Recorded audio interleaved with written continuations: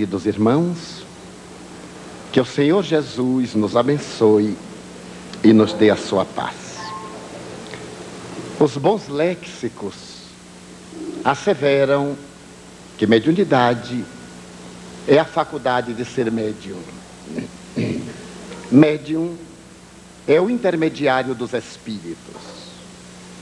Em O Livro dos Médiuns, capítulo 14, Allan Kardec anotou com muita propriedade: todo aquele que sente a presença dos espíritos é, por esse fato, um médium.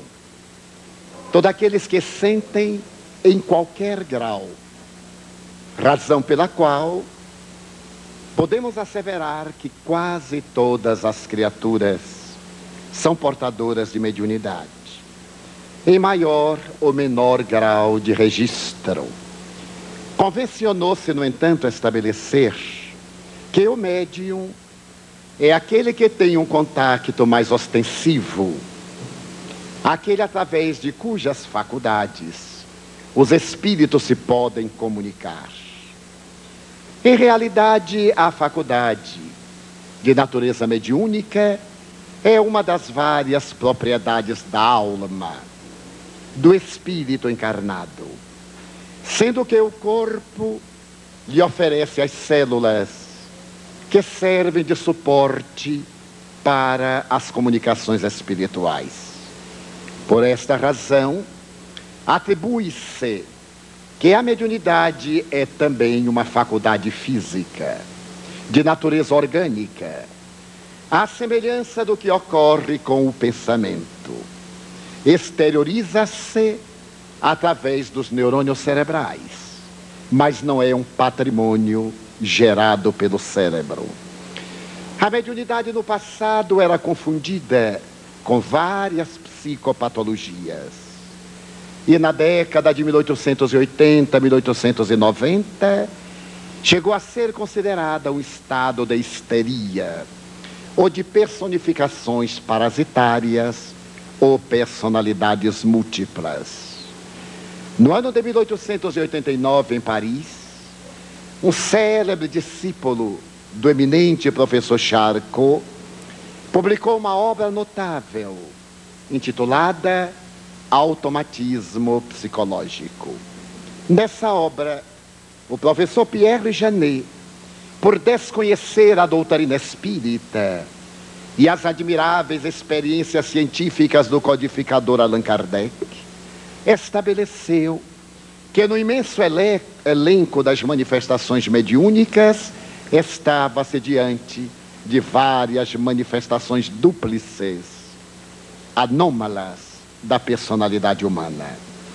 Allan Kardec foi a primeira personagem na história da humanidade que aprofundou a sonda da investigação no organismo da mediunidade. A mediunidade faz parte da historiografia da criatura humana desde épocas muito recuadas. Na história de todos os povos, encontramos registro dos fenômenos mediúnicos sob variadas designações. No Oriente, a mediunidade abriu as portas ao profetismo, anunciando a realidade do mundo transcendental e as possibilidades que a vida oferecia às gerações posteriores. Na Índia, na China, no Japão, a mediunidade foi o suporte da revelação do mundo espiritual para a conscientização da criatura humana.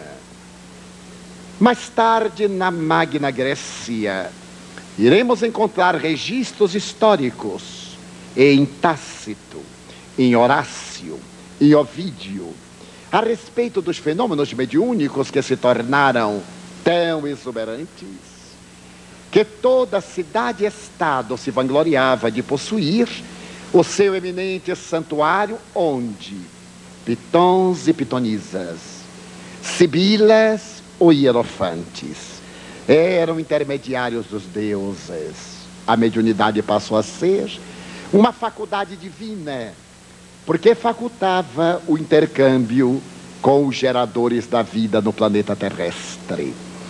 Mais tarde, nos anos que precedem a chegada de Jesus à Terra, a mediunidade foi o veículo das grandes informações, reiterando a palavra profética do passado e asseverando que chegados eram os grandes e terríveis dias do Senhor, conforme a assertiva de João, o Batista. A vida de Jesus é pontilhada de fenômenos mediúnicos, desde o momento da anunciação até o instante da sua ascensão gloriosa. Diante dele desfilam os fenômenos patológicos da mediunidade atormentada, desde o endemoniado gadareno até a mulher que padecia de uma constrição física, e ele a libertou em memorável reunião no sábado, em plena sinagoga. Depois dele, a mediunidade atinge um momento culminante no período das suas aparições, aos companheiros que ficaram enregelados pela saudade e temerosos dos acontecimentos posteriores. Na estrada de Damasco, em pleno sol ardente do deserto, às portas da grande urbe, ele aparece a Saulo e comove-o, a ponto de arrancar aquele homem ignóbil da lei terrível e vingativa para o esplendor da solidariedade fraternal. Veremos repetir-se o fenômeno histórico, mesmo durante o período da grande noite medieval, agora assinalado pela interferência de seres espirituais perturbadores, genericamente catalogados como demônios, numa grande equivocação, aliás, da tradução da palavra grega daimon, daimonion, anjo tutelar, por demônio pejorativo, entidade diabólica. Foi, portanto, Allan Kardec quem arrancou da mediunidade a mística, fosse ela uma auréola, conforme Paulo desejou homenageá-la ao estudar os dons e os carismas, em que exalta essa peregrina faculdade que põe a consciência humana diante da consciência cósmica, lançando uma ponte entre o abismo da criatura propínqua e da divindade longínqua, por onde transitam os espíritos. Allan Kardec teve a coragem de adentrar-se pelos meandros complexos dos fenômenos mediúnicos e estabelecer que a faculdade mediúnica é neutra em si mesma, como a memória, como a inteligência, como as aptidões artísticas e culturais, dependendo do seu portador, a qualificação de natureza ética ou moral, a fim de preencher a finalidade para a qual a divindade oferece ao indivíduo toda essa potencialidade. Allan Kardec teve o cuidado de, examinando os médiuns, estabelecer as diferenciações entre as expressões da mediunidade. E do ponto de vista técnico, ele dividiu a mediunidade em dois grandes ramos: aquela de efeitos intelectuais, que a metapsíquica estudaria mais tarde sob a designação de fenômenos subjetivos, e a parapsicologia como faculdades psi-gama, e médiuns de efeitos físicos, que a metapsíquica classificaria de percepção objetiva e a parapsicologia iria denominar como a peculiaridade da faculdade psicapa.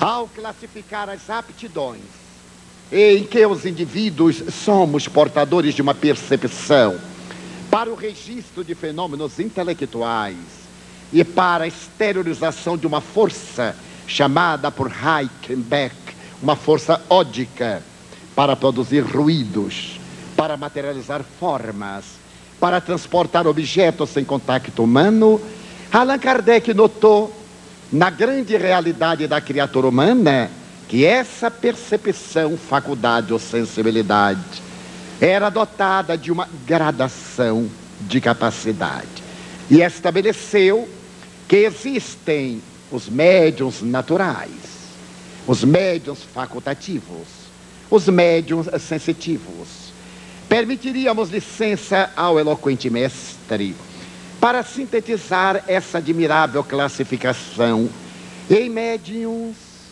naturais e médiuns de prova, abarcando genericamente a sua chave preciosa, em que os fenômenos acontecem mesmo quando o indivíduo não colabora para que eles ocorram.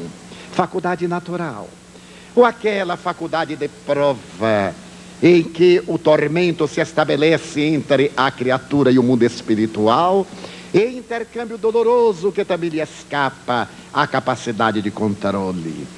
Nos médiuns facultativos, o mestre demonstrou que os fenômenos ocorrem com a contribuição da vontade do sensitivo, que chamaríamos em linguagem moderna, de certo modo complexa, graças às suas percepções paranormais. E dentro desta visão, Allan Kardec estabeleceu que a mediunidade, para ser exercida, teria que ser levada em consideração a peculiaridade moral do médium, especialmente na visão espírita do fenômeno, e por extensão, as suas possibilidades orgânicas, libertando por antecipação das calúnias de que seria objeto a mediunidade. Quando Pierre Janet estabelece que a faculdade mediúnica tem muito a ver com desequilíbrios emocionais, Kardec, por antecipação, havia estabelecido que os fenômenos patológicos na mediunidade não são decorrência necessariamente da faculdade em si mesma, mas sim de distúrbios nervosos do médium, na sua condição de criatura humana. E por isso, estabeleceu uma ética para a educação da mediunidade, qual ocorre com qualquer faculdade de que o indivíduo seja objeto ou instrumento, necessitando de uma acurada observação dos seus valores e de um trabalho continuado e cuidadoso da sua atividade, para que a faculdade atinja a sua plenitude e venha lograr os resultados a que está destinada. A mediunidade, no entanto, apesar de todo o norte apresentado por Allan Kardec, não pôde fugir ao velho sentido da mística, que ainda hoje teima em envolver os que são portadores da aptidão, uma certa e especial aptidão de determinadas posturas contemplativas herdadas das religiões ancestrais, atribuindo-se aos médiuns dons divinatórios, de que não são portadores, senão médiuns especiais na área da profecia, e uma santificação que estão distantes de possuírem. O médium é uma criatura humana como outra qualquer, portadora desta faculdade que Charles Richer, o eminente pai da fisiologia humana, com propriedade definiria como sexto sentido, porquanto era de natureza objetiva, colocando na área das percepções sensoriais. Mais tarde, o admirável pai da parapsicologia, o Dr. Joseph Banks Rhine, estabeleceria como uma aptidão psi, de que todas as criaturas somos instrumento e disso possuidores. A mediunidade, portanto, merece daqueles que se interessam pela paranormalidade humana um acendrado carinho ao estudar as suas possibilidades e uma grande criteriosa manifestação para atender às suas expressões, por requisitar, acima de outros valores, a postura ético-moral do instrumento, a sua percepção de possibilidades íntimas, uma vida interior muito bem cuidada, para poder escutar no ádito do coração, palavra grifada, as mensagens de que se torna objeto. Ser eterno em uma contínua jornada evolutiva. O espírito adentra-se pelo corpo através da fecundação, e despoja-se da matéria pela anóxia cerebral, a desencarnação, mantendo-se, no entanto, na vida única e repetindo a experiência por novos investimentos de natureza material, entrando na roda da vida física e dela saindo. É natural que este ser que provém de um passado carregue toda uma carga emocional dos seus próprios compromissos. A mediunidade torna-se-lhe, portanto, um instrumento de renovação e uma porta de purificação, uma ponte iluminativa.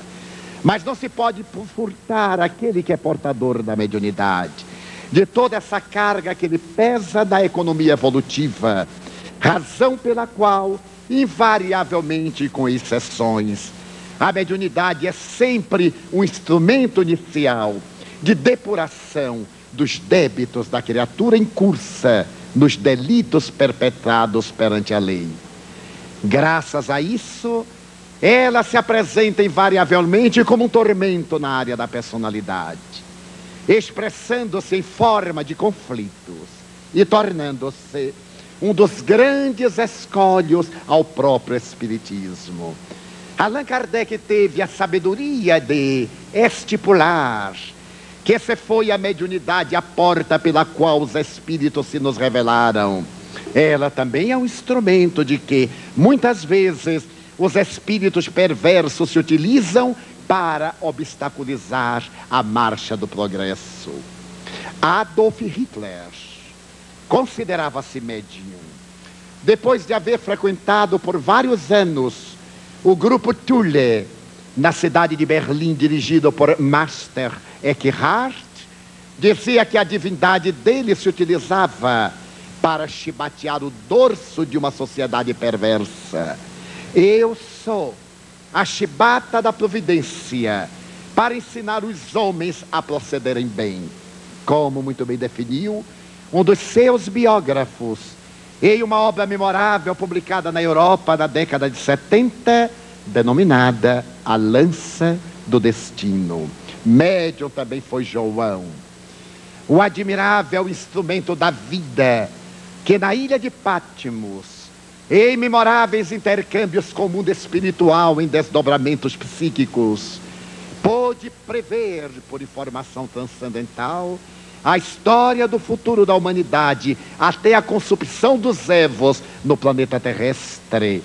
Sintetizadas essas visões no inesquecível Apocalipse.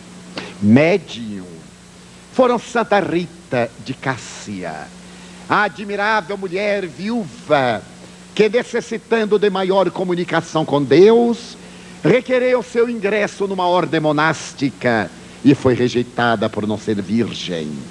A tradição da época impedia-lhe o acesso à comunhão com a vida transcendental. E ela, sentindo-se instrumento de vozes, manteve-se em atitude de profunda oração, o que a fez superar as próprias dificuldades da matéria diante das leis da gravidade e aparecer intramuros no monastério, surpreendendo a superiora que a detestava, numa dessas animosidades gratuitas, entre aspas, que sempre ocorrem como consequência de reencarnações. E para desforçar-se daquela mulher atrevida, a abadesa cravou no solo do jardim uma bengala e disse-lhe: tu terás que regá-la até que ela reverdeça e venhamos a saber que aprove a divindade aceitar-te. E uma velha lenda ou história narra que ela, de maneira muito fiel, continuou a irrigar aquele troço de madeira morta até que numa primavera reverdeceu e ela foi aceita na comunidade religiosa. Mas também médiuns foram São João da Cruz, cuja paranormalidade e percepção mediúnica se fizeram tão admiráveis que o grande místico espanhol, confessor de Teresa d'Ávila, igualmente médium, diariamente ao despertar pedia perdão à ordem pelos ruídos que tinham lugar no seu quarto, quando as entidades perversas tentavam acoimá-lo e fazê-lo sofrer para que ele não tivesse resistência para lutar e tornar-se esse espírito de Escol que ilumina as páginas negras da Idade Média. Ainda recentemente, uma jovem espanhola, Josefa Meléndez, que irá morrer com 32 anos de idade na cidade de Poitiers, na França, revelará a sua esplendente mediunidade em contactos notáveis com o mundo espiritual e em páginas psicográficas relevantes que abalaram a intimidade do clero e sensibilizaram a autoridade, entre aspas, do Vaticano, o Papa. Mas quem poderá esquecer de um dos médiuns mais notáveis do alogiário da Igreja Católica, a célebre rainha da Suécia, Santa Brígida de Vedenslava, essa mulher que foi rainha e mãe de 7 filhas, e que graças ao contato com o mundo espiritual, abandonou a sua postura na corte para dedicar-se aos fenômenos mediúnicos, orientando inclusive o Vaticano nas decisões a tomar. Nos seus memoráveis desdobramentos, ela viajava às regiões dolorosas e trazia notícia do mundo espiritual inferior, das pessoas com quem dialogara nas regiões das sombras, ou devoradas pelas labaredas do remorso, por não haverem cumprido os votos a que se haviam comprometido enquanto no mundo físico e na religião. Santa Brígida várias vezes narrava as expressões da mediunidade clarividente de que ela era uma grande dotada, quando nas procissões observava os ministros religiosos e as personalidades mais gratas, cavalgadas por espíritos zombeteiros que delas gargalhavam. Fez-se respeitar, e uma das suas filhas, seguindo-lhe a tradição, a hereditariedade mediúnica, igualmente revelou extraordinária mediunidade. Mas a mediunidade, para tornar-se um instrumento de realização, exige, nessa trilogia igualmente estudada por Allan Kardec, o espírito, o perispírito e o corpo, a presença desse corpo intermediário, que tem na história uma imensa documentação, conhecido desde os antigos egípcios, sob a denominação de Ka, e através da história, em várias apresentações, até que o insigne mestre de Lyon, examinando esse corpo intermediário, teve a ocasião de dizer, da mesma forma que entre a casca do fruto e a semente há um perisperma, entre o espírito e o corpo há um perispírito, que é uma condensação de energia, é uma energia semimaterial. Algumas pessoas criticam a expressão de Allan Kardec, semimaterial, dizendo que eu era material ou não era material, com que está de acordo a física quântica, já que à época a física clássica ou newtoniana havia estabelecido como 3 diferentes estados para a matéria: o estado sólido, o estado líquido e o estado gasoso. E por uma falta de nomenclatura, Allan Kardec demonstra que é uma matéria fluídica especial. E em A Gênese, capítulo 14, item 7, ele examina a propriedade desse corpo perispiritual, da sua penetrabilidade, da sua expansibilidade, propiciando a comunicabilidade dos espíritos e demitizando o fenômeno da velha tradição de miraculoso, de sobrenatural, de misterioso, tornando o fenômeno mediúnico natural, paranormal, inabitual, porém que se dá desde quando o indivíduo a ele se entrega a fim de atingir as culminâncias do que os espíritos nobres, por Joana d'Arc, em o Livro dos Espíritos e o Livro dos Médiuns, denominaria o mediunato. aquele momento culminante da missão mediúnica, em que apenas raros médiuns na Terra têm logrado esse desiderato, transformar o ministério da mediunidade em um apostolado, que é o da entrega total, o da plenitude, que aqui chamaríamos, na área da psicologia transpessoal, a faculdade da consciência objetiva, em que o indivíduo deixa de ser ele, o ego, para ser o self, para estar em ligação direta com a divindade. Quanto Paulo de Tarso declarou: já não sou eu quem vivo, é Cristo que vive em mim. Ou como oportunamente, com modéstia, disse Chico Xavier: às vezes não sei quando sou eu quem fala em nome de Emmanuel, ou quando é Emmanuel que fala através da minha boca. Em uma página admirável que recebeu no Dealbar da sua mediunidade, escrita pelo espírito da poetisa potiguar Alta de Souza, Nossa Senhora das Angústias, falaria mais tarde o médium mineiro. Ela escrevia e chorava tanto que eu não saberia dizer se eram meus olhos que vertiam suas lágrimas, ou se eram as suas lágrimas que choravam pelos meus olhos.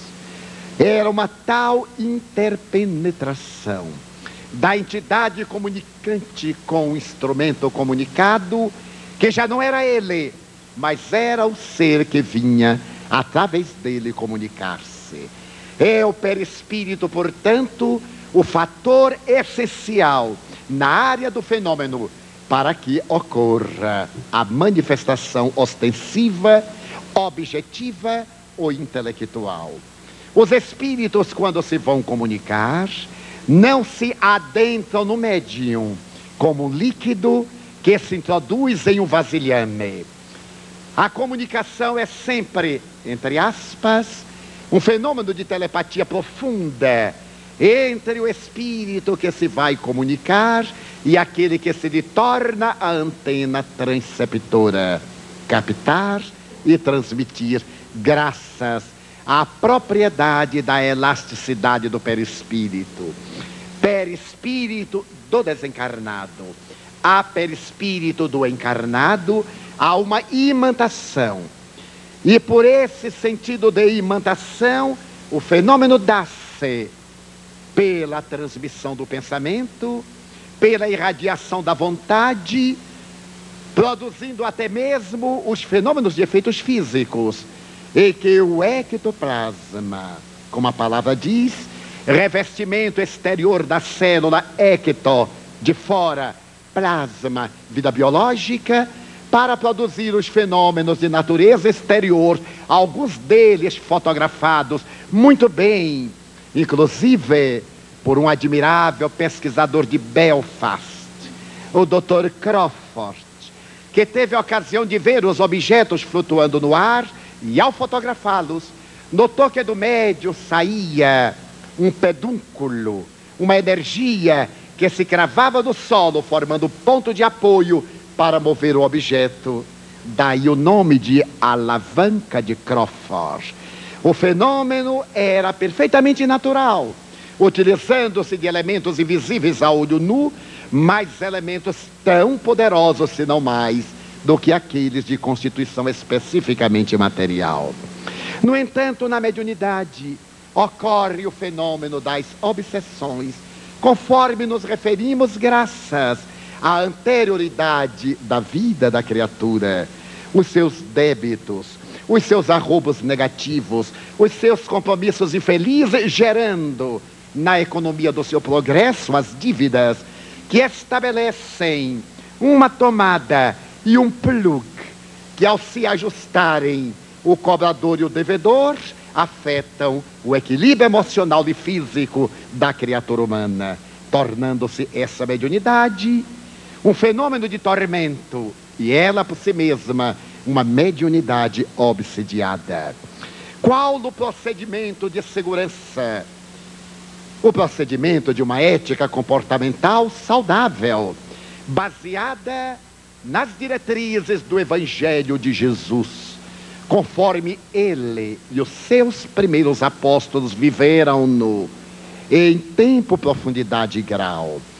A única defesa que o indivíduo tem contra si mesmo é a sua transformação moral, que o credencia a uma mudança vibratória e, por consequência, a uma alteração de sintonia, desviando-se das faixas vibratórias do desequilíbrio para estados alternativos da sua evolução, onde pela paciência, oração, perseverança no bem e ação caridosa, ele adquire títulos de enobrecimento e méritos para resgatar os débitos, liberando-se das entidades perturbadoras.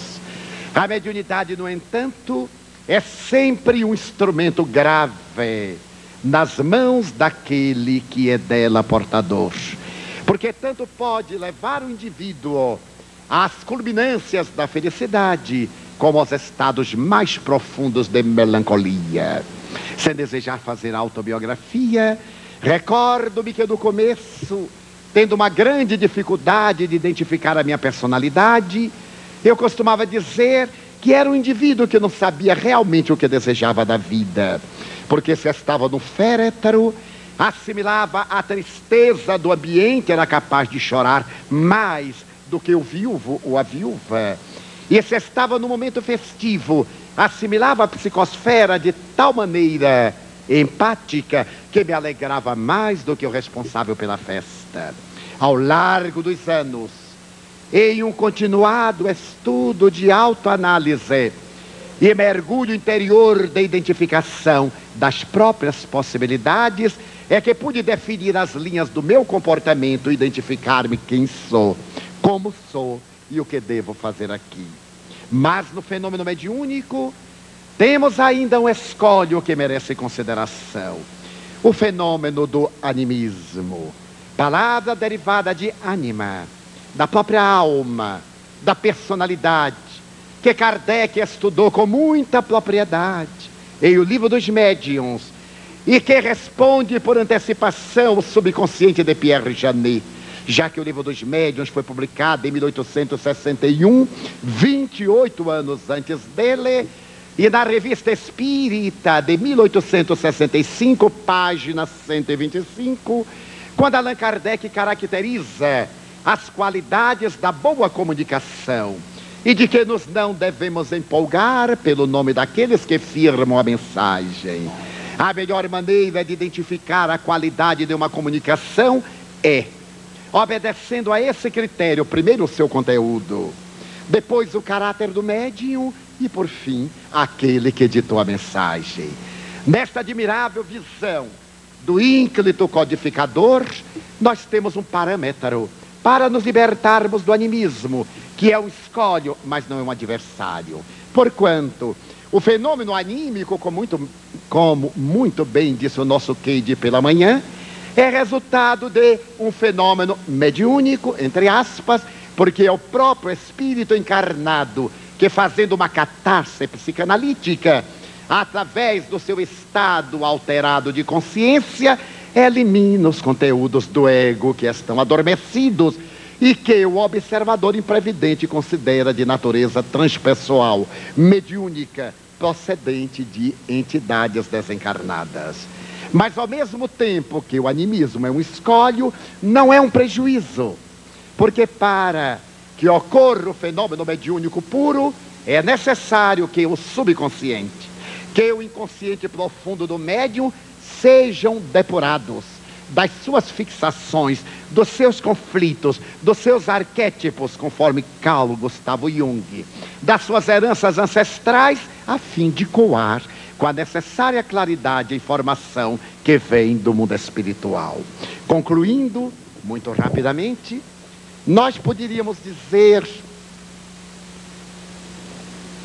que o cérebro do indivíduo poderia ser comparado a uma letra U, muito bem desenhada como esta, e ser dividido na tradição psicológica em 3 departamentos: o superconsciente, o consciente atual e o ou inconsciente. Todas as impressões vêm-nos do self, na linguagem psicanalítica, ou do eu superior. Elas chegam e, como se isso fosse um vaso, elas passam pelo nosso superconsciente, que nós não damos conta, é a inspiração, torna-se lógica no consciente, nós nos damos conta da sua realidade e vem ao arquivo do inconsciente ou do subconsciente. Nesse arquivo ficam em depósito as impressões. Toda vez que nos concentramos e adentramos-nos no estado alterado de consciência, como veremos amanhã na conferência terminal, as imagens e impressões que estão arquivadas abrem-se com portas e elas emergem, chegando à consciência. Se nós nos concentramos, imediatamente vêm recordações que estão adormecidas. É natural que no fenômeno mediúnico, se isso se tratasse de um vasilhame, as imagens viriam neste ciclo. Vamos hipotetizar que nós temos um vasilhame dele ao ar livre, destes ao ar livre. Vem a chuva e ela desce, vem o pó e termina por sedimentar-se na parte inferior, subconsciente ou inconsciente. Se colocarmos água cristalina, ela desce límpida, mas ela sairá levando a sedimentação ou a sujidade. À medida em que continuarmos a colocar a água límpida, ela terminará por limpar o recipiente e sairá em breve tão transparente quanto entrou. No começo dos fenômenos mediúnicos, na área intelectual, a comunicação é mista. Recebe-se a informação, mas se traduzem conforme os conteúdos do inconsciente. E é natural que saiam tintas anímicas, porque o melhor pianista irá contar para sua apresentação com a qualidade de som do piano e com a sua afinação. Então é perfeitamente normal que nas primeiras expressões da mediunidade o fenômeno seja de início mais anímico que mediúnico, até se tornar mais mediúnico que anímico e absolutamente mediúnico. Por isso, ainda com excelente sabedoria, Allan Kardec estabeleceu que o fenômeno pode ser consciente, em que o indivíduo tem clara ideia da ocorrência, semiconsciente, em que ele perde, vez que outro, contato com a informação, e inconsciente ou sonambúlico, quando ele apresenta o fenômeno totalmente automático. Daí a mediunidade, essa ponte por onde transitam as informações do mundo espiritual até nós, levando-nos à postura de também nos tornarmos médiuns de criaturas encarnadas, por serem ditas criaturas encarnadas, espíritos vestidos de matéria, enquanto aqueles outros são espíritos desvestidos de matéria. Fazemos a nossa pausa e colocamos à disposição para as perguntas verbais.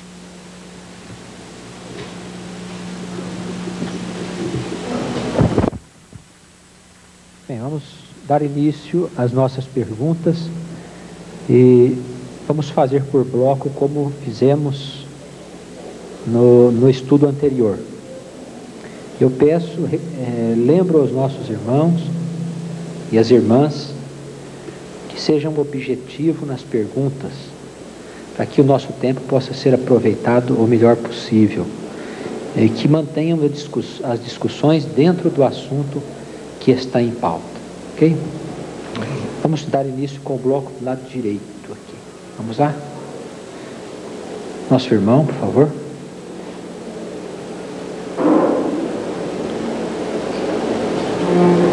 É Adilson de Uberlândia. Ao nosso caso de Valdo, eu gostaria de fazer o seguinte questionamento. É comum que, durante os nossos afazeres, o nosso cotidiano, nós nos venhamos sendo expostos, nos vejamos sendo expostos a influenciações. Por exemplo, nosso ambiente de trabalho, nosso ambiente de estudo, etc. É normal que ocorram essas influenciações, vamos dizer, negativas, que tragam más impressões orgânicas, mesmo psíquicas, ou isso caracteriza um estado de invigilância do médium? Ou seja, é um estado inerente à faculdade ou é um estado de invigilância mental, no caso do médium? Allan Kardec nos explica que estamos sujeitos à influência do meio, o que é óbvio e natural também na área da mediunidade. Assimilamos a psicosfera e naturalmente sentimos os seus efeitos favoráveis ou negativos de uma forma inevitável. É perfeitamente normal a ocorrência, à semelhança do fato fisiológico. Se subirmos uma montanha, teremos uma gravidade e experimentaremos o efeito do oxigênio que se torna escasso. Se descermos ao vale, teremos a dificuldade respiratória graças ao mesmo fenômeno. É natural que sejamos susceptíveis, sem nenhuma vigilância, ao meio psíquico do lugar em que estamos colocados. A invigilância decorre se deixarmos que o nosso psiquismo assimile e incorporarmos essas influenciações. O médium deve estar naturalmente vigilante, sem estar excessivamente numa atitude mística e beata, devida paranormal. Ele é um ser normal, com uma aptidão. Então ele é um indivíduo alegre, jovial, não está orando repetidamente. Basta que ele se apoie numa atitude saudável de comportamento, numa vida moral ética, com os seus deveres espirituais, e ele estará indene aos danos, mas não livre das influenciações. As influenciações poderão perturbá-lo ou não com a sua anuência, isto é, se ele, ao receber uma impressão negativa, concentrar-se nela, ela irá impregná-lo. Se ao receber, ele procurar distrair, ou simplesmente como alguém que atravessa uma região pantanosa, sente o odor pútrido, mas vai adiante e logo mais se liberta do pântano, ou permanece ali na região pantanosa, impregnando-se das manifestações deletérias. É natural que isso aconteça, mas cabe ao indivíduo não se fixar, não se concentrar nas impressões negativas. Próximo bloco de lá primeiro. Dos nossos irmãos, por favor. Adriana de Berlândia. Senhor Edivaldo, eu gostaria de saber se existe uma idade, um limite de idade mais conveniente a partir do qual uma pessoa deve ingressar na seara mediúnica, caso ela tenha necessidade. Sendo a faculdade orgânica, é de prever-se que no desenvolvimento da personalidade e no crescimento biológico se atendam a requisitos especiais, que seriam requisitos ótimos. Embora a mediunidade se manifeste em qualquer idade, não é recomendável que na infância se ofereça ensejo de uma educação mediúnica, pela razão lógica de que a criança, não sabendo logicar, raciocinar, não sabendo defender-se, ficará muito exposta às influências perturbadoras que defluem do seu passado espiritual. Então Allan Kardec utilizou-se de médiuns em média com a idade objetiva, a idade física de 14 anos. Eu me recordo, por exemplo, que Hermance Dufault, a célebre médium que psicografou a vida de Joana d'Arc em 40 sessões, contava 15 anos. Aline Carlotti, a admirável filha de Monsieur Carlotti, que o chamou ao espiritismo, era também uma adolescente de 15 anos. A senhoria Jafé, que foi a médium que ele falou a respeito da missão que ele deveria executar na Terra, estava entre 14 e 15 anos. As irmãs Fox, segundo alguns, teriam, Catarina e Margarida, respectivamente 12 e 14 anos, segundo outros, 14 ou 16 anos. Ele recomenda que a mediunidade passe a ser exercida quando está o pródromo da idade da razão, quando biologicamente as glândulas de secreção endócrina estão organizadas, e viríamos saber mais tarde da função da epífise ou pineal, das outras glândulas no metabolismo orgânico e nas manifestações psíquicas. Daí, depois da adolescência, nesse período dos 14, 15 anos, quando o jovem já tem discernimento, ele pode participar de experiências mediúnicas e posteriormente em qualquer idade. Médiuns revelaram-se aos 80 anos, e um deles, um célebre polonês, que escreveu um grande número de obras, começou com 79 anos, e até desencarnar aos 85, foi um excelente psicógrafo. Mas são casos excepcionais. Daí, o momento hábil para a educação da mediunidade naqueles que sentem em qualquer grau a presença dos espíritos é a partir dos 14, 15, 16 anos, qual ocorreu a Chico Xavier, a Ivone do Amaral Pereira, a outros. Se nos esquecermos que Joana d'Arc, aos 13 anos, teve contato com as suas vozes, mas era já um espírito de escola, sabendo como conduzir o mandato de que foi objeto. Divaldo, por favor, sendo a mediunidade... Apresente-se para nós, por favor. Lília de Paraguaçu Paulista. A mediunidade, ela sendo inerente ao ser humano, ela deve ser desenvolvida ou educada? A palavra desenvolvida foi colocada de maneira imprópria, caracterizando como algo que nós podemos elastecer. Hoje, com uma linguagem mais escorreita, prefere-se dizer educar a faculdade. Como educamos a inteligência, como educamos a memória, como educamos uma aptidão artística e cultural. Educar a mediunidade é aprofundar o conhecimento em torno dela e abrir espaços para que ela se expresse. Desenvolver seria uma forma de exercitar apenas, como antes se realizava. Frequentar as reuniões especializadas para, através do treinamento, desenvolver a mediunidade. Nós não podemos esquecer da instrução do Espírito de Verdade quando nos recomenda a educação. À época, também por falta de um vocábulo próprio, o Espírito de Verdade preferiu a palavra instrução, porque o verbo educar ainda não tinha essa abrangência que a pedagogia contemporânea lhe deu.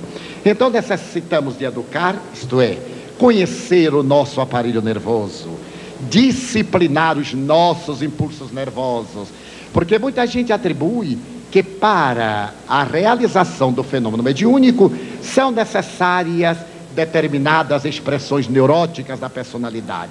Há pessoas que não incorporam, se não baterem as mãos, se não baterem os pés, outros que não incorporam fenômeno psicofônico, se não bocejarem, se não arrotarem. Em um país que eu visito periodicamente, é clássico e exigível arrotar para eliminar os maus fluidos, e fica um ambiente bastante agressivo, que não tem nada a ver. E há outros cacuetes, da mesma forma que algumas pessoas, para escrever, tomam posturas, entortam-se, movem a boca, movem a língua, que não tem nada a ver com o ato de escrever, adquirem-se condicionamentos na área da mediunidade, que nada tem a ver com o fenômeno puro. Daí a educação dos hábitos, para que o fenômeno seja tão natural e tão transparente, que somente aqueles que estão acostumados a ele o identifiquem. O bom médium não é apenas aquele que incorpora, diz Kardec, mas o que recebe com facilidade.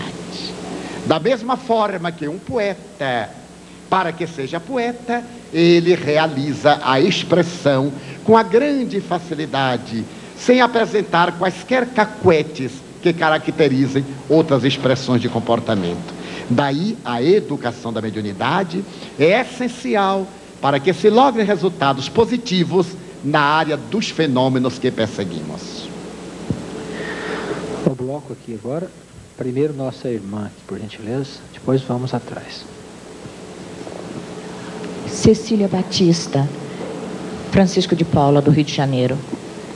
Meu irmão, em termos de desdobramento, nós gostaríamos de saber por que é que existem bons médiums, não bons, eu não posso dizer, entre aspas, mas médiums que realizam o desdobramento consciente com uma facilidade incrível, mesmo não estudando, mesmo não treinando, enquanto que outros que gostariam de fazê-lo para um trabalho maior na espiritualidade só o conseguem inconscientemente. Por quê? Porque a mediunidade tem especificidades, como a memória. Pessoas há que têm a memória visual, pessoas há que têm a memória auditiva, e pessoas há que somente registram através da educação audiovisual. Existem células e hormônios que contribuem para as variadas expressões da mediunidade. Da mesma forma que o desdobramento pode ser consciente ou lúcido e muito positivo, o inconsciente ou sonambúlico não é menos positivo. Ocorre que, por um estado de vaidade pessoal, nós nos lembramos e, na hora da consciência, sentimos-nos gratificados pela experiência que acabamos de vivenciar.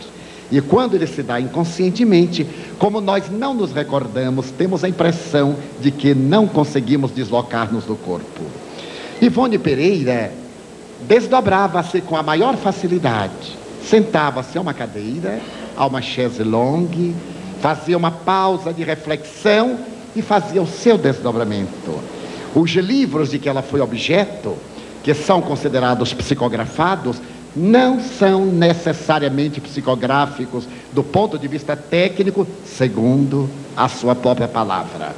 A maioria daquelas experiências ela as vivenciou com Charles, seu guia espiritual, com o Dr. Bezerra de Menezes, seu benfeitor e outros, que a levaram às várias regiões, inclusive no Memórias do Suicida, e que ela, ao retornar, era induzida a escrever sob a inspiração deles.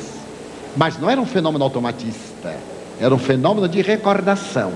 E nem por isso, outros como nós encontramos São João Crisóstomos, que foi encarregado de apresentar as cartas do apóstolo Paulo, fazia-o automaticamente sem dar-se conta. E no monastério, muitos monges viam o próprio Paulo ditando-lhe ao ouvido a interpretação das suas epístolas. O que é importante levar em consideração não é o tipo de faculdade mediúnica, mas é o desejo de servir em qualquer especificidade do fenômeno mediúnico, tanto em estado de lucidez como em estado de inconsciência. O que importa é a qualidade do trabalho executado. Lá atrás, por favor, no meio lá.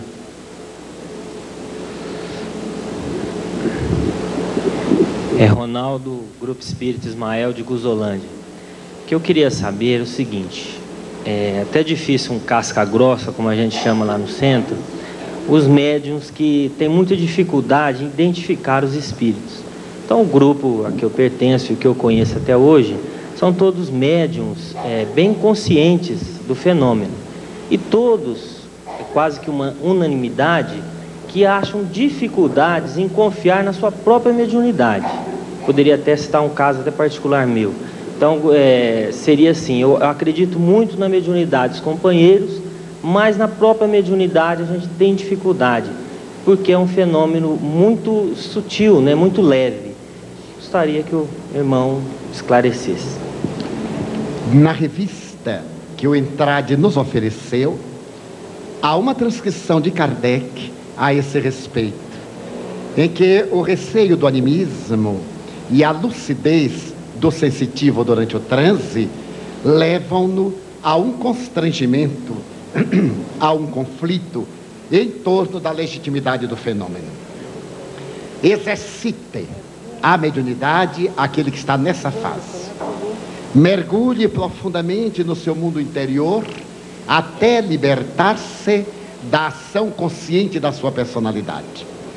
Quando nós vamos estudar piano, por exemplo, nós temos a partitura, temos o teclado e temos o pedal. São três coisas diferentes. Então nós olhamos as notas em duas claves, de sol e de fá, que correspondem às teclas brancas e negras do piano. Então nós olhamos a partitura e tentamos encontrar no teclado. Mas tem o compasso, que nós teremos que controlar com o pé.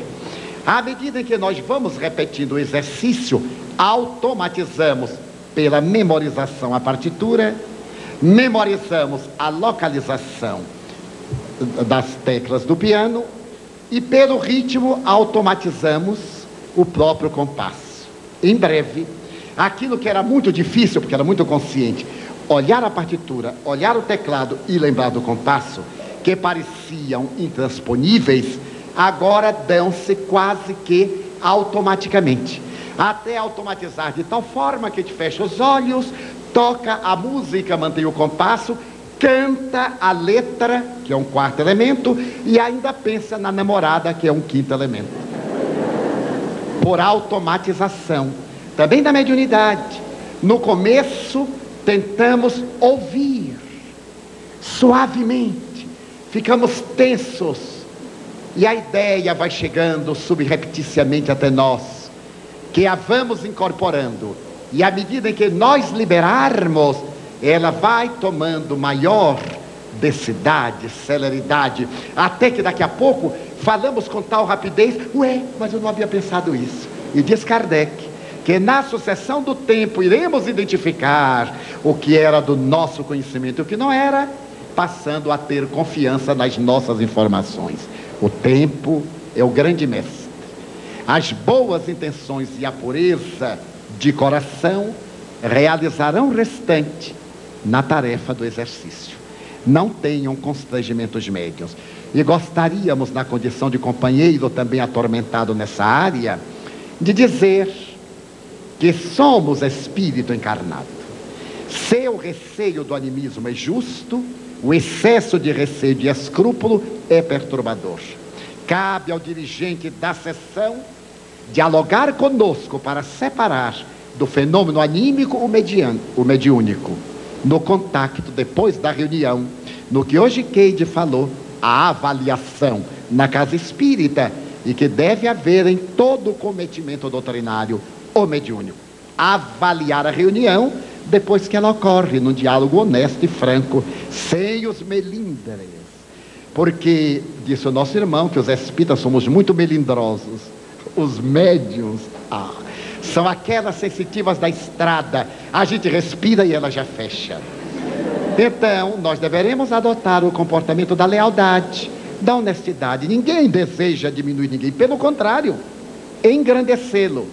Quando o diretor dos trabalhos fizer uma referência, que ninguém fique ofendido, pelo contrário, é melhor que ele diga a que a pessoa se perturbe pela ignorância.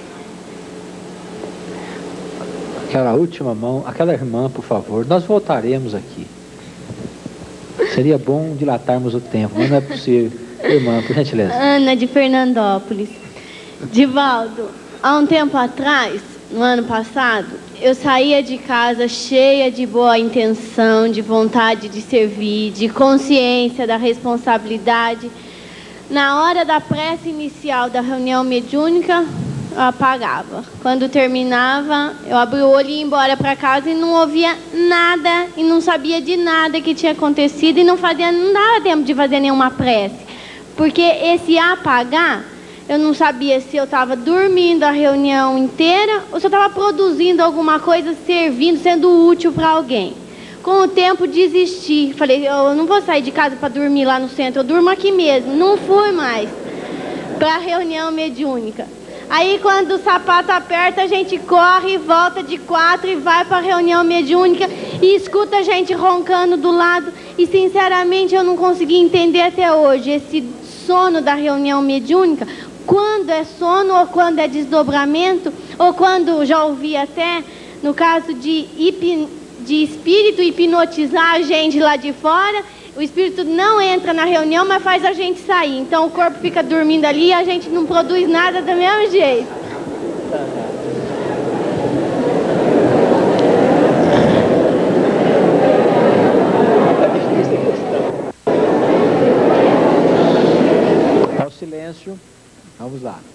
a vantagem de ser jovem. Diz exatamente o que pensa. Parabéns, a verdade merece respeito. Realmente, a sessão mediúnica não é lugar para dormir. Lugar de dormir é no leito.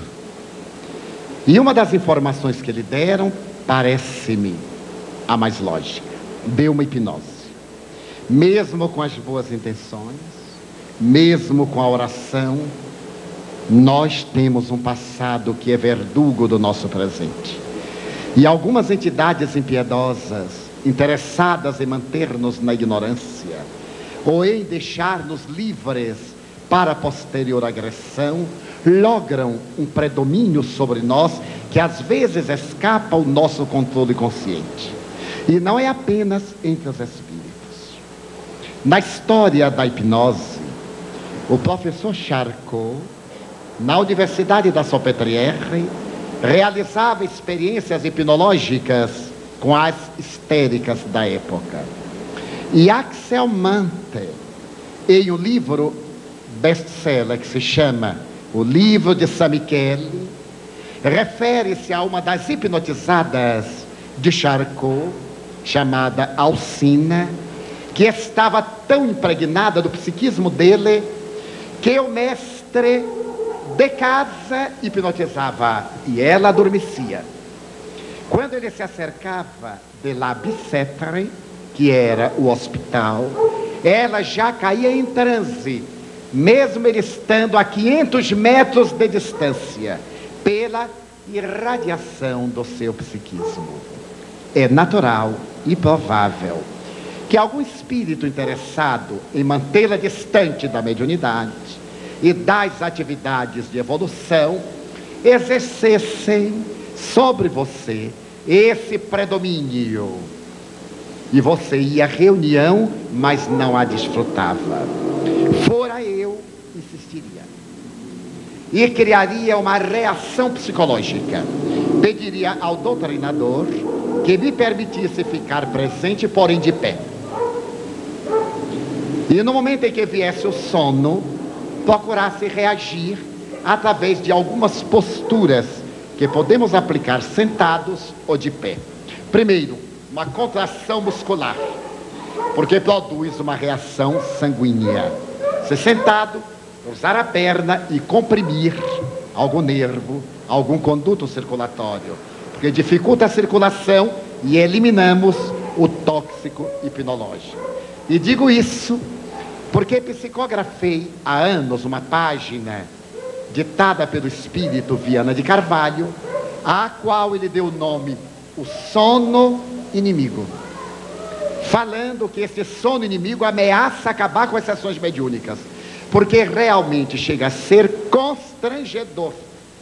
Às vezes, lá na nossa casa, eu dou uma olhadinha como que não quer nada, o povo está riado. E às vezes ressonando. Como o assunto é bastante grave, eu estava numa conferência, oportunamente, e no auge da conferência, para jovens estudantes, que são naturalmente muito críticos no bom sentido da palavra, muito honestos, eu ouvi um ressonar que me chamou a atenção. Aí eu olhei o auditório, quem estaria dormindo? Quem é que aguenta dormir comigo? Precisa raça, porque eu aumento o volume assim, acorda até morto. E eu fui olhando, nada. Estava todo mundo aceso. Eu me voltei à mesa, como quem pede socorro ao doutrinador, era o presidente. Coitado, ele estava riado, a boca aberta, os olhos abertos e ressonando.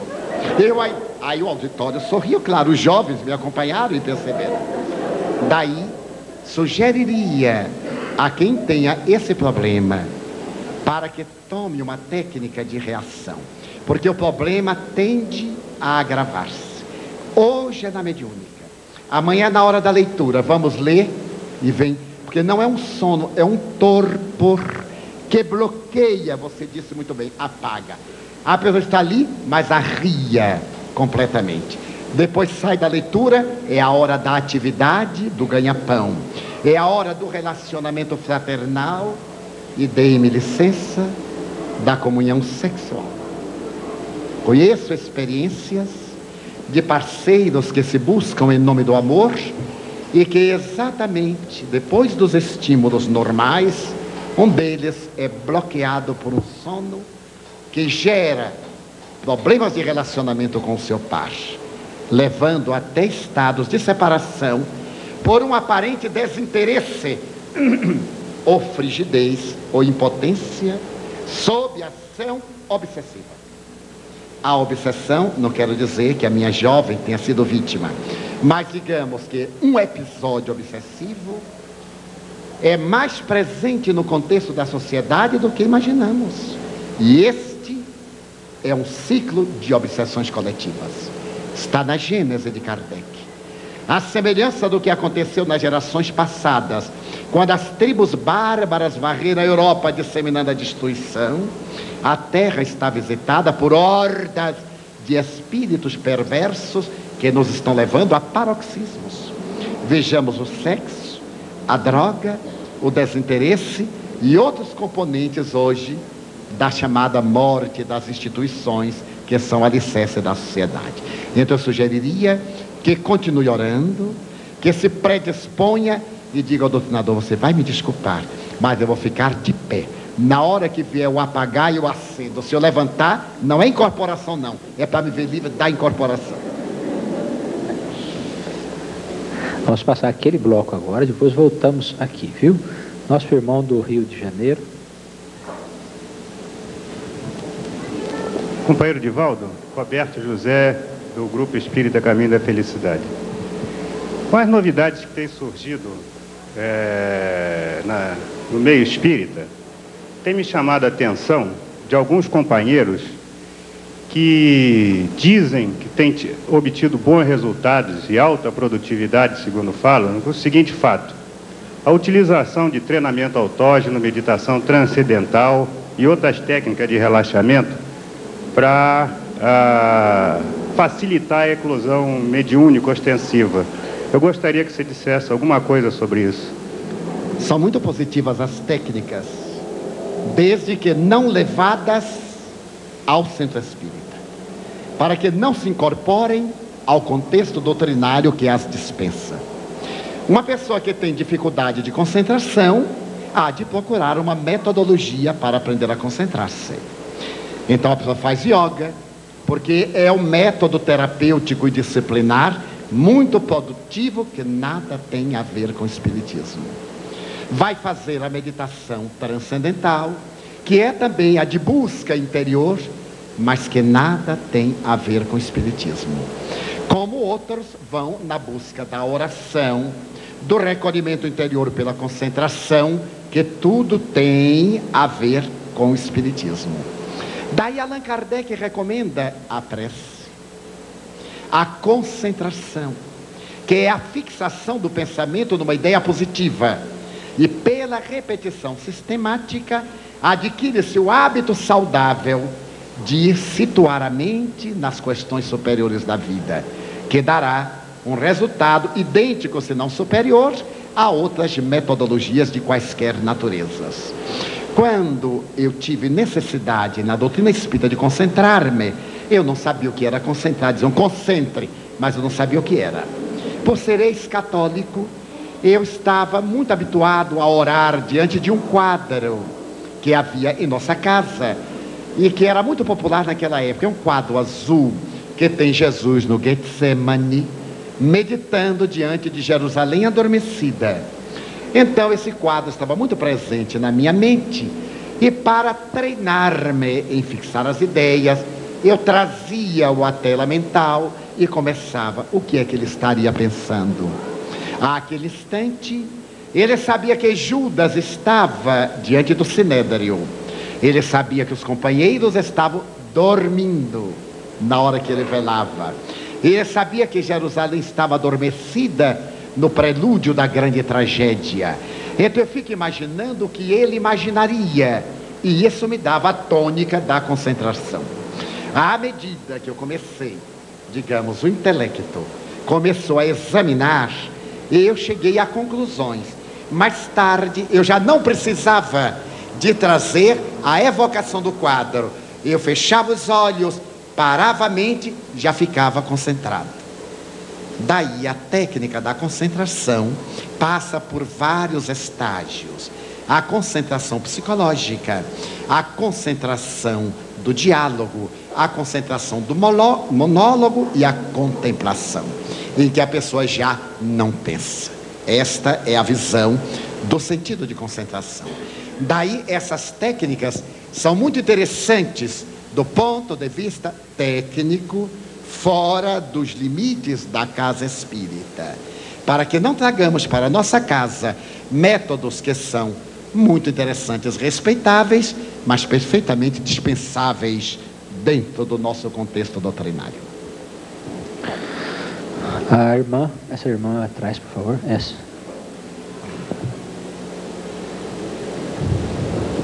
Eu queria perguntar para o querido irmão a respeito, eu sou Nancy de Peruíbe, na Casa Espírita Nosso Lar, a respeito da pictografia.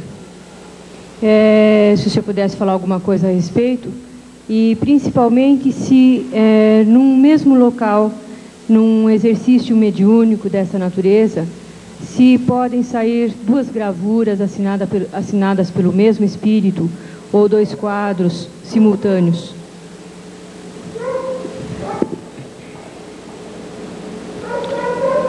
A humanidade vive de modismos. Cada época tem os seus modismos. É natural que no contexto de uma sociedade modista, onde estejamos, nossos hábitos tenham também os seus modismos. E o nosso movimento, não a doutrina, o nosso movimento periodicamente é assaltado por um modismo. Houve ocasião que era o modismo do excesso de passes. Então se cunhou a palavra do papa-passes. Quando me adentrei no Espiritismo, eu achava que era uma forma de fazer a caridade. E é, das mais relevantes. No entanto, por inexperiência, deixei-me engolfar pelo trabalho, até que fui advertido pelos bons espíritos de que estava sendo explorado nas minhas energias por pessoas que me vampirizavam e que não necessitavam, porque não faziam nenhum esforço mental para preservar as energias recebidas, exigindo-me um desgaste innecessário. Posteriormente surgiram outros modismos e veio um período de curas, que são essas curas valiosas e verdadeiras, mas generalizaram-se de tal forma que abriram espaço a um campo muito perigoso em nossos arraiais: as curas psíquicas e as cirurgias físicas, algumas muito agressivas, necessárias como fenômeno e dispensáveis como técnicas da atuação do espírito para atender o problema da saúde, porque sempre elas serão no perispírito, sem nenhuma necessidade de ser no corpo físico. Hoje vivemos o período do modismo psicopictográfico. Antes de Gasparetto aparecer, eram praticamente desconhecidas no movimento, embora fizessem parte do contexto da doutrina, porque Kardec estudou vários médiuns psicopictógrafos. E na França celebrizaram-se alguns deles, que inclusive têm telas expostas no Museu de Lausanne, na Suíça, e no Museu do Louvre, em Paris. Depois de Gasparetto e outros, generalizou-se uma febre, que o centro espírita, onde não houver um psicopictógrafo, parece que ele não é um centro espírita.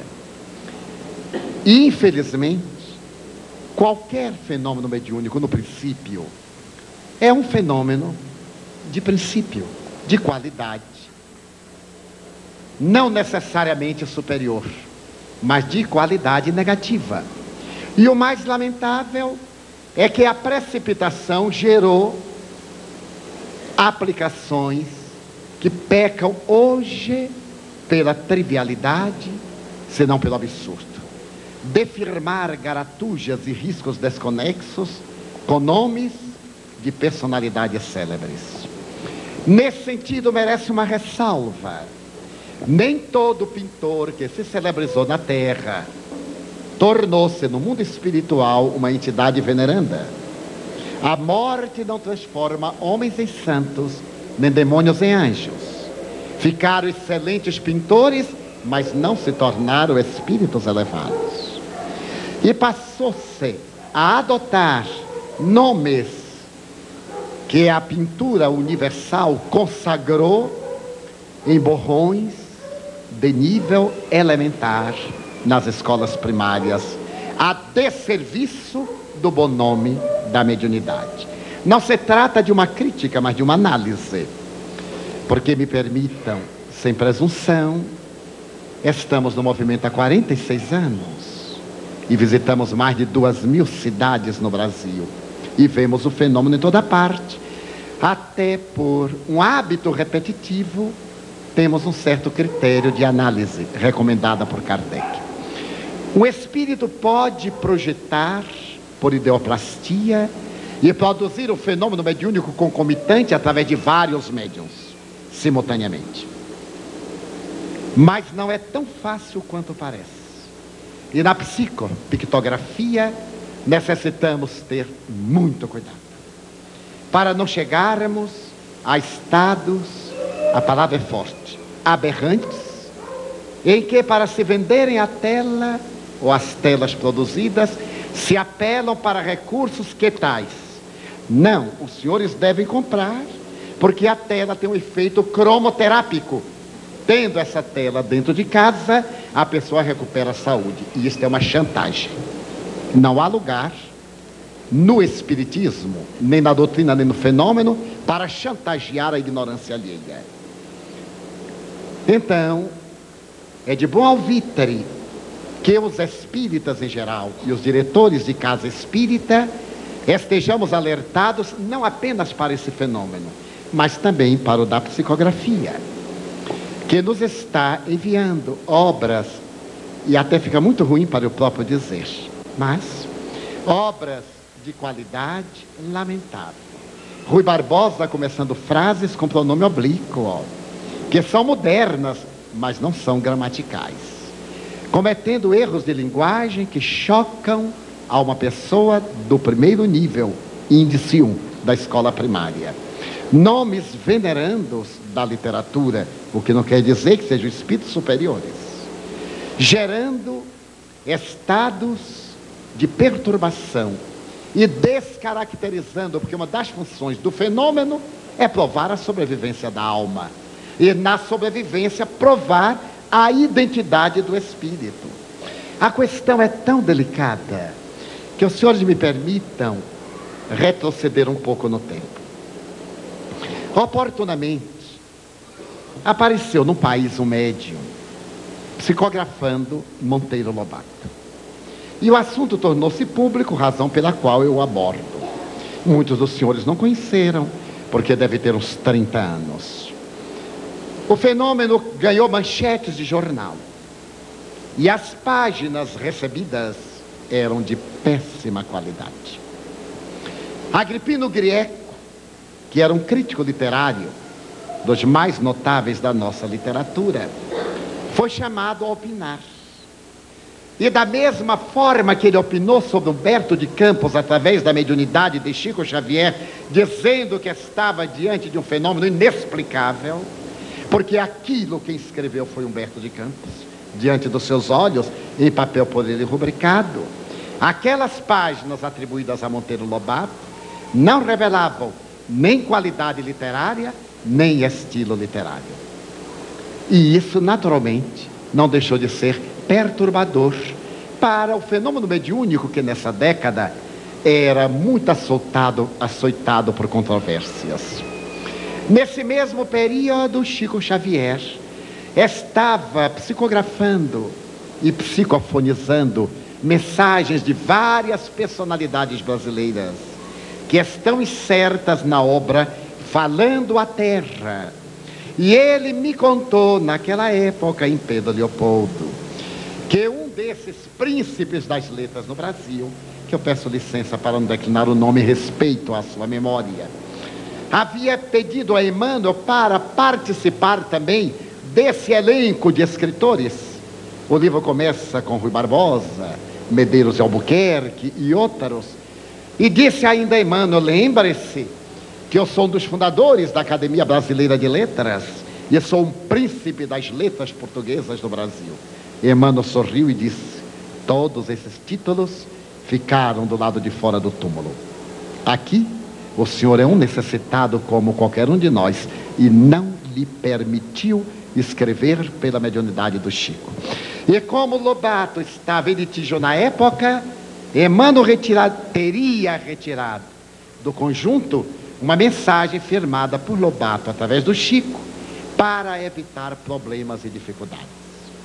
Daí, neste momento tão convulsionado da psicopictografia, em que existem admiráveis instrumentos, outros menos completos e outros que estão apenas iniciando, devemos ter muito cuidado e dizer a todos: não tenham pressa, não procurem celebrizar-se mediunicamente.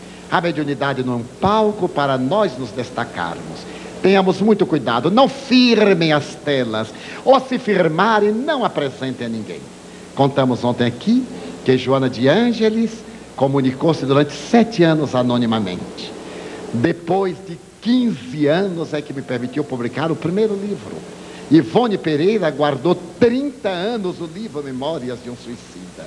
Chico, com essa explosão de mediunidade como é, demorou vários anos e queimou centenas de mensagens que eram apenas exercício e não podiam ser classificadas para publicação. Agora vemos que há uma precipitação, uma febre. Mal psicografou, mal pintou, já faz um leilão ou já imprimiu um livro. Daí, com todo respeito, o fenômeno é possível, mas o critério do bom senso do diretor da casa é indispensável. Muito bem. Eu quero avisar que nós estamos chegando no limite do tempo. E como eu disse, a pior coisa para nós é desagradá-los. Mas infelizmente o nosso irmão tem uma palestra à noite, precisa dar uma descansada à tarde, senão fica difícil, né? Então vamos fazer as últimas perguntas. Esse irmão aqui está em primeiro lugar ali, ó. Por favor. Vão escrevendo aí as perguntas, nós vamos fazer a seleção, acredito que vai ser mais fácil. Paulo, de Araraquara. Dentro do desenvolvimento mediúnico, teoricamente temos cursos de orientação e educação aos candidatos à mediunidade. No entanto, ao final do curso não logramos tal desenvolvimento em alguns. Qual a atuação do dirigente da sessão, no caso, para que se efetue o fenômeno? Kardec disse muito bem que todo aquele que sente em determinado grau a presença dos espíritos é um médium. Mas aquele que sente o fenômeno ostensivo, este sim será o médium que se dedicará ao exercício da faculdade. Todos aqueles que temos memória, e todos a temos, não implica que necessariamente sejamos capazes de recitar tratados de memorização. Temos a percepção, mas não quer dizer que todos devamos trabalhar na mediunidade. Há outras áreas de serviço para o exercício das nossas aptidões e da ação da caridade. O diretor do centro espírita ou do trabalho específico irá selecionar aqueles cuja aptidão faculte um fenômeno mais ostensivo. E os outros irão participar como membros que ajudarão nas meditações, na concentração, na terapia do passe e outras atividades com excelente resultado, evitando o que ocorre muitas vezes da pessoa ficar, como se convencionou chamar: eu estou na mesa mediúnica há 20 anos e nunca recebi nada. Então saia da mesa mediúnica e vai fazer outra coisa. O que importa é a ação do bem e não apenas do intercâmbio mediúnico. A primeira pergunta fala a respeito da comunicação mediúnica com o espírito distante da sala, se é possível, uma vez que você falou da hipnose à distância. Por favor. Não é necessário que o espírito esteja ao lado do médium para que ocorra a comunicação. Conhecemos o fenômeno da ubiquidade, em que o espírito superior, bem se vê, e de um alto caráter de evolução, pode comunicar-se simultaneamente em vários lugares e fazer-se presente.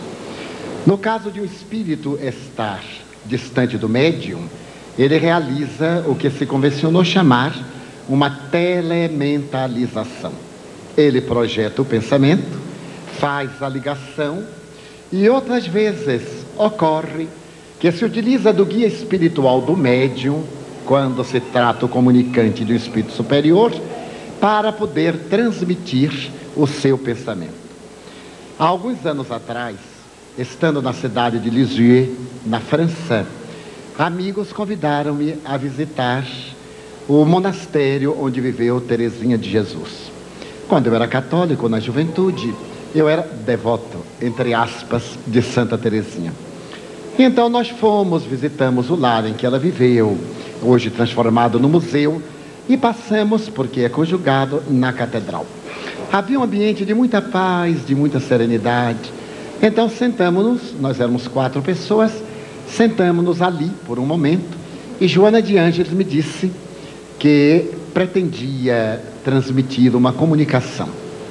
Então nós pegamos o material que tínhamos na pasta, papel e lápis, sentamos-nos discretamente e fizemos o transe e psicografamos muito rapidamente uma pequena página.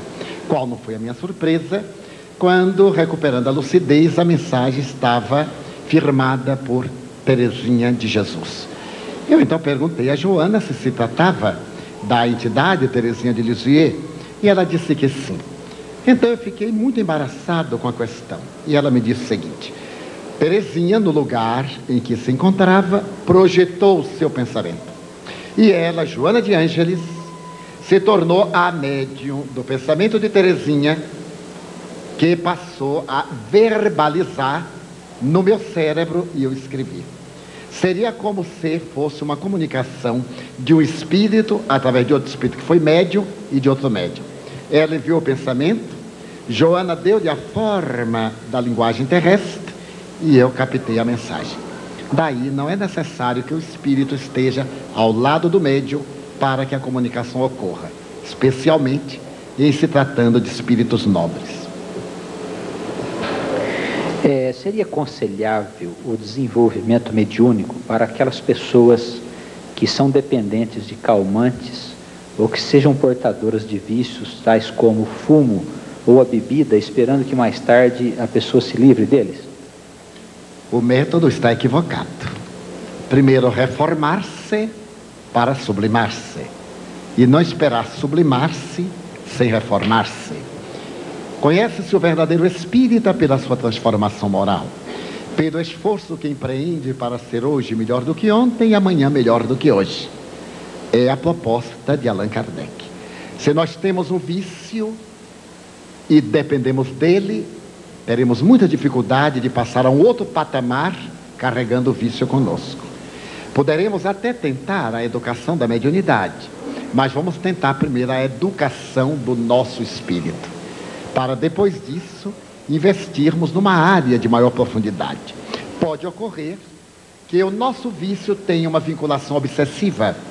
Poderemos ter um tormento sexual vinculado a uma interferência espiritual, o vício da alcoolofilia, em que algum espírito toma o álcool utilizando-se de nós, mas aí a experiência será desobsessiva, para depois de nos libertarmos da obsessão, passarmos à educação da mediunidade atormentada. E não de ampliar os recursos mediúnicos sem ter reservas morais, porque com os vícios nós estaremos em sintonia das entidades viciosas, perversas e zombeteiras, porque é uma lei de afinidade. Se nós aqui colocarmos o dial da rádio em determinada onda, pegaremos aquela estação e não outra, pela sintonia. Pela nossa sintonia emocional e moral, nós estaremos em harmonia com espíritos equivalentes. Então, a primeira tarefa de educação da mediunidade é a da educação moral, para depois entrarmos no campo da atividade mediúnica. Em que circunstância é lícita a evocação dos espíritos na prática mediúnica?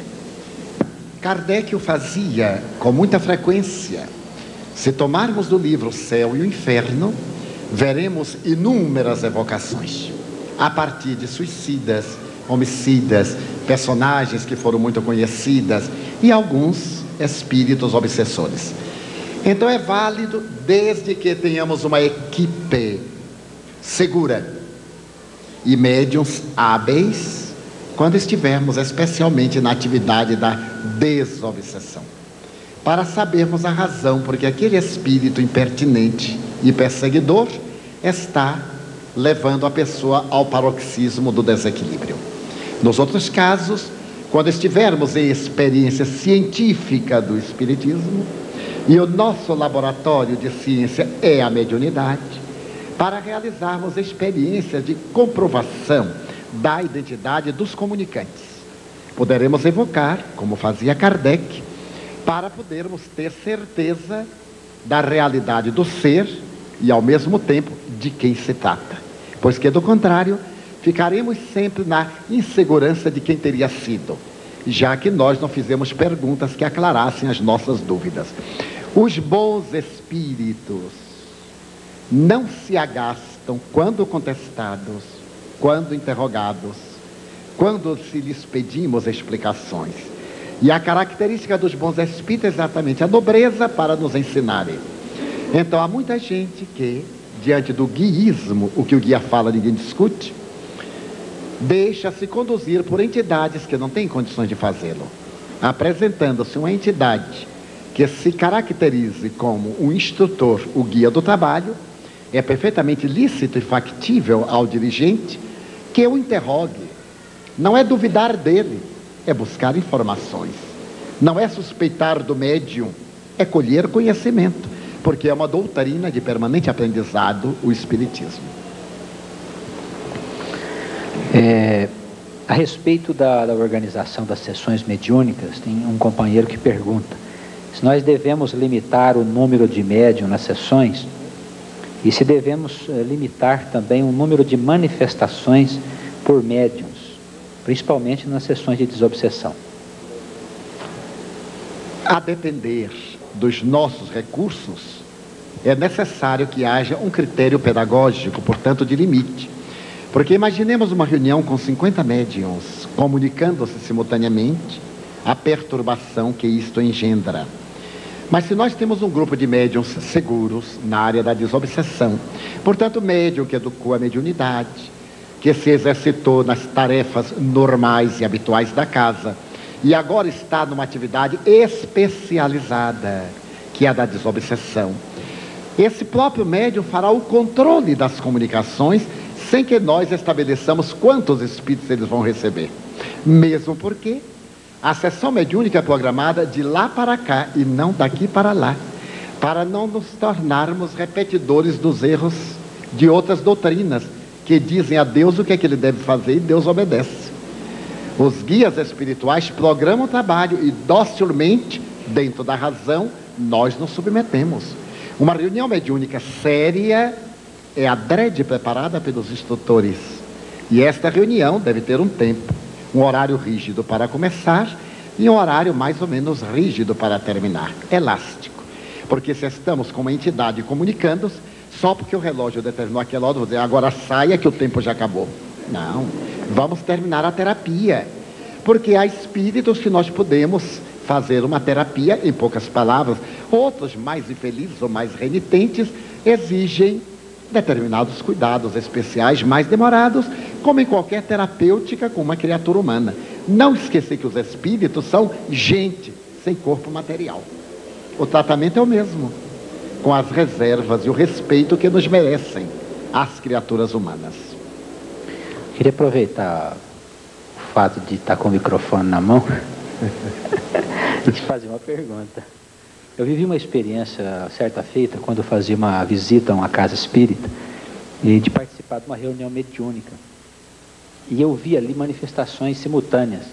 Havia vários doutrinadores doutrinando e vários médiuns recebendo espíritos ao mesmo tempo. E foi uma experiência muito estranha para mim, porque eu me passei mal na hora que eu estava vendo as manifestações simultâneas. Quase que eu entro na faixa das manifestações. E eu queria pedir a sua opinião a respeito, já que é uma coisa que vem acontecendo em alguns centros e mesmo algumas federações aprovam esse tipo de manifestação. O ideal é que cada comunicação seja individualizada. Pode acontecer que dois médiuns, pelo seu problema da sensibilidade, quando ocorre a primeira comunicação, ele se sente motivado, porque há um bloqueio no médium. Enquanto alguém não começa, ele trava. Quando alguém começa, ele libera. Digamos que há um mimetismo. Como é muito comum, estamos numa reunião social, todo mundo está calado e diz, então não sou eu que vou começar. Mas alguém começou, aí todo mundo tem tema, tem entusiasmo. Há uma impregnação. E isto acontece. Se nós pudermos atender simultaneamente, em critério muito pessoal e íntimo, não há um dano. Mas evitarmos que se torne uma coisa muito comum e que gere perturbação na concentração geral. Porque médiuns não adestrados também se sentem mimetizados pela irradiação e a reunião se torna uma verdadeira balbúrdia. Então é necessário ter muito cuidado. Agora uma questão filosófica. A respeito do sexo na espiritualidade. Há poucos dias o médium Gasparetto deu uma entrevista na televisão, na qual ele afirmou que o sexo perdura pela vida espiritual e com muito mais força do que aqui na Terra. Eu gostaríamos de saber a sua opinião a respeito. A morte desveste o indivíduo da indumentária carnal. Seus vícios e seus hábitos prosseguem, principalmente nas baixas esferas vinculadas ao mundo físico. O sexólatra irá naturalmente estar entre semelhantes, mas são fenômenos ideoplásticos de fixação da personalidade.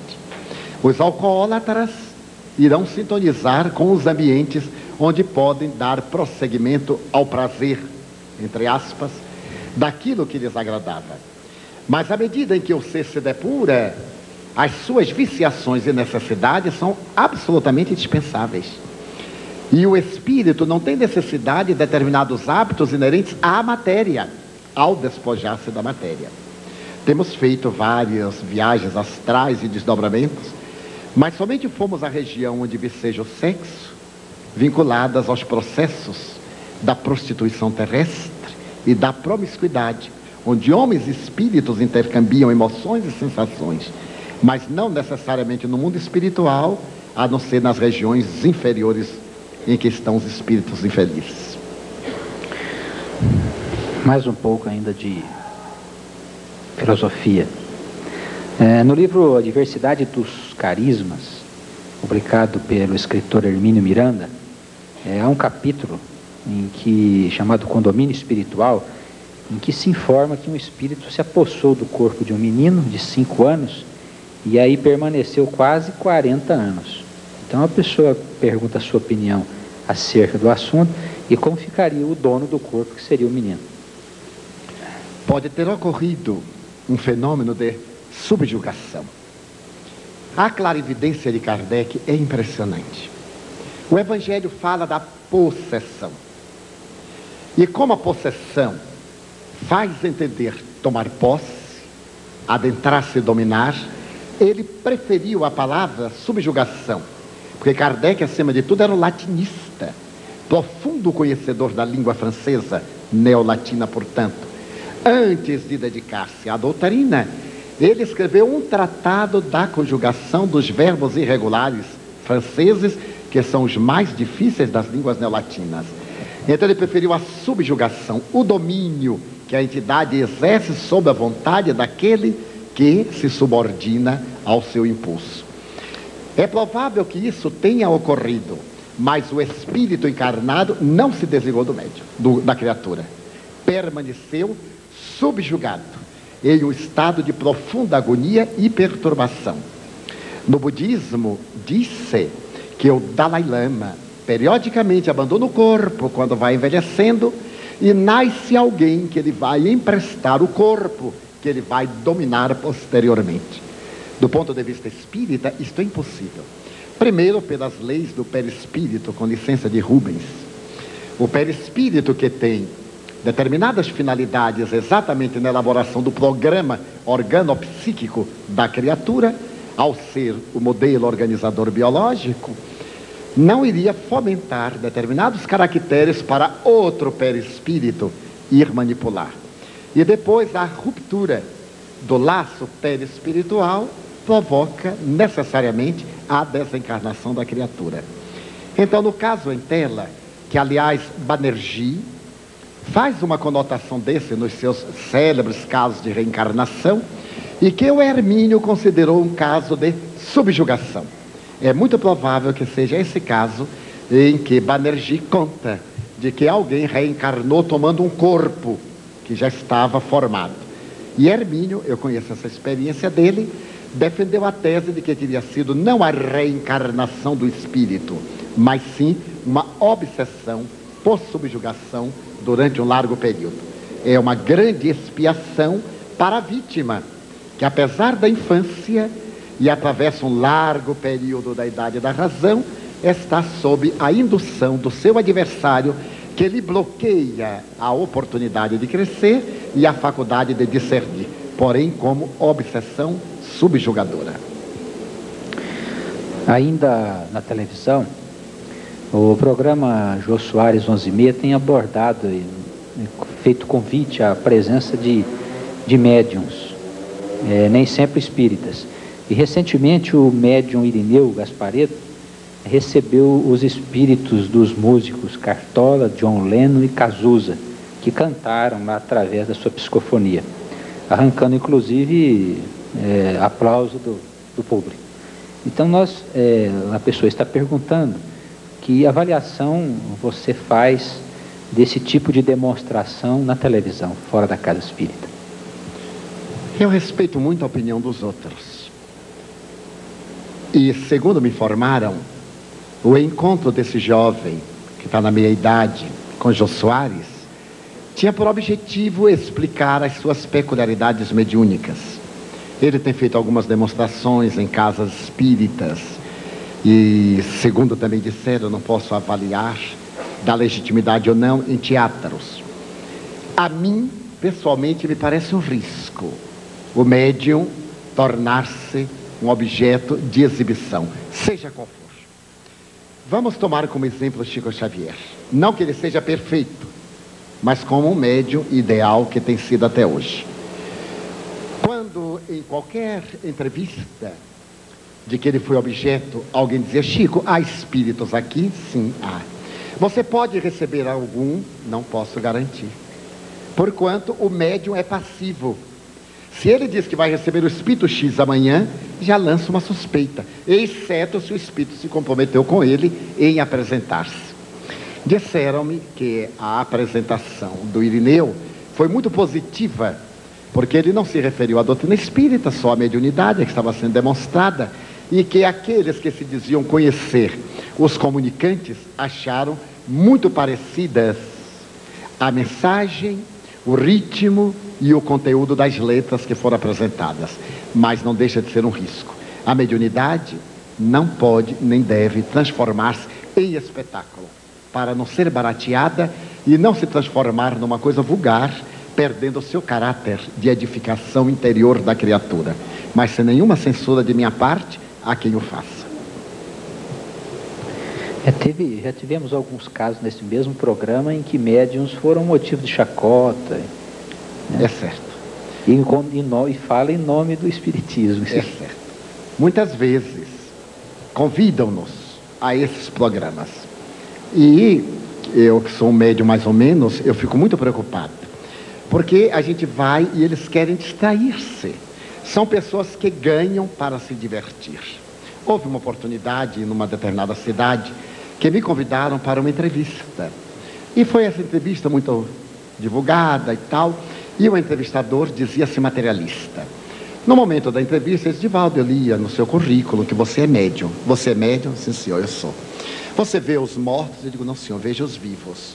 Mas como? Eu digo assim: mortos estamos nós na carne.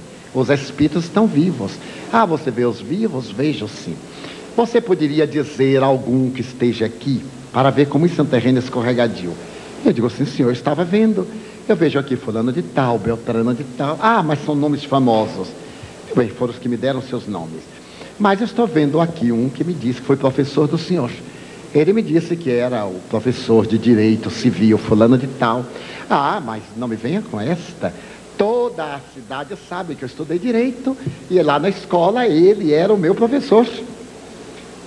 Como eu já sou um homem de certa idade, não escorrega-se muito fácil, eu sorri para ele e disse assim, mas primeiro eu não sou da sua cidade e depois eu não vejo porque eu teria aqui o dever de agradar o senhor. Afinal, o senhor está ganhando sobre mim, não eu ganhando sobre o senhor. Eu sou notícia e o senhor ganha. Agora eu estou sendo gentil em atender o convite do senhor. Não vejo porque teria de lisonjear o senhor. Mas ele me disse uma coisa particular. O senhor quer que eu diga? Porque se eu quiser eu digo o que ele me falou a respeito de quando o senhor estava no quarto ano. Não, nossos comerciais. No intervalo, ele disse, você me colocou numa situação embaraçosa. Eu digo, absolutamente. Eu quero pedir desculpa ao senhor, porque naquela época eu tinha 40 anos de vida pública. E o senhor não ia distrair o seu povo me ridicularizando. A mim, muito bem. Mas a doutrina a que entreguei a minha vida, eu não admito. O senhor pode falar muito mal de mim, mas do espiritismo, se eu não puder, não digo defender, elucidar, eu saio. Mas não compactuo, porque é covardia moral. Então, para o senhor não pensar que aquilo foi uma chave, ele me disse isso, me disse isso, me disse isso. Agora há um detalhe. Quando nós voltarmos ao ar, o senhor vai dizer que eu lhe falei, ou do contrário eu saio.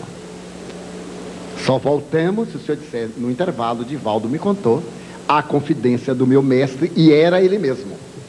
Porque senão eu vou ao jornal amanhã e conto.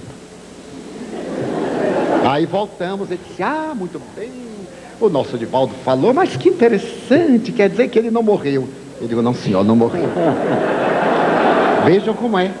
E no fim ele perguntou, você está vendo mais espírito? Eu digo, estou, mas não direi. O senhor me convidou para uma entrevista, não para um espetáculo.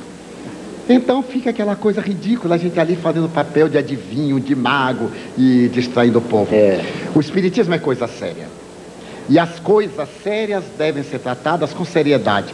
Temos humor, temos um momento de alegria, de estesia. Mas quando se refere à doutrina, é da nossa imortalidade. Um amigo chegou a me dizer oportunamente, você é um pouco intransigente. E eu digo, como você se portaria se alguém falasse da dignidade da sua esposa? Ah, eu reagia. Eu digo, veja, eu nem reajo, eu ajo. Como eu sou casado com o espiritismo, não admito que ninguém fale dele na minha vista. Porque se eu calar é por covardia moral. Porque se for um pobre ou alguém socialmente no nível aparentemente menor, eu esclareço. Agora, só porque ele é maior, negativo, esclareço da mesma forma. Desculpem o desabafo. Por derradeiro, a respeito da ética moral do médium, a nós encerrarmos. É um momento crucial. A ética moral deve estar lavrada no Evangelho de Jesus. Kardec disse-o com uma propriedade comovedora. O verdadeiro espírita é o verdadeiro cristão. Periodicamente surgem irrupções anticristãs em defesa do aspecto científico do espiritismo, como se a visão crística incorporada ao cotidiano tivesse um caráter místico no sentido vulgar da palavra. Místicos foram Einstein e Gandhi, Pasteur e Schwartz. Místicos foram Leonardo da Vinci, mas foi também um Koch, Lister, Metchnikoff, Pavlov. Isto é, a pessoa que se deu em entrega total e passou a viver psiquicamente um nível superior de consciência. Daí, a visão de Cristo na doutrina espírita é parte integrante do conteúdo da mensagem, pois que o espiritismo sem Jesus ficaria uma metapsíquica filosófica, sem grandes valores de natureza ético-moral. Então a ética do médium é a da vivência do Evangelho na sua pureza primitiva, aclarado com a razão lógica de que Kardec se fez instrumento na sua mensagem eminentemente cartesiana, fria e dialética, para poder desincumbir-se a contento da tarefa da mediunidade. Todos poderemos marchar na direção do mediunato, com esquecimento de si mesmo, isto é, esquecimento do ego, que foi muito bem tratado hoje aqui pela manhã, e colocação primacial do eu profundo, com espírito de abnegação e de renúncia, com dedicação à obra do bem, com esse espírito de solidariedade fraternal. Aprendemos com os bons espíritos esta tríade que nos vem norteando a vida. Nunca te apartes dos infelizes, dizem-me eles. Nunca te projetes além da tua capacidade de realizar, e nunca pretendas ser aquilo que ainda não lograste. Nessa tríade, disciplina a vontade, corrige a imperfeição e comanda os sentimentos, servindo, amando e passando adiante, sem a preocupação de colher louros, vitórias ou frutos, porque ao bom trabalhador basta a satisfação de estar no serviço do Senhor. E recorda-te de Paulo, que disse: ai de mim, que apenas dei conta da minha administração. Então diria aos companheiros de mediunidade, aos irmãos em geral, o Evangelho é o nosso código de honra. A palavra luminífera de Jesus é o nosso guia, a estrela polar.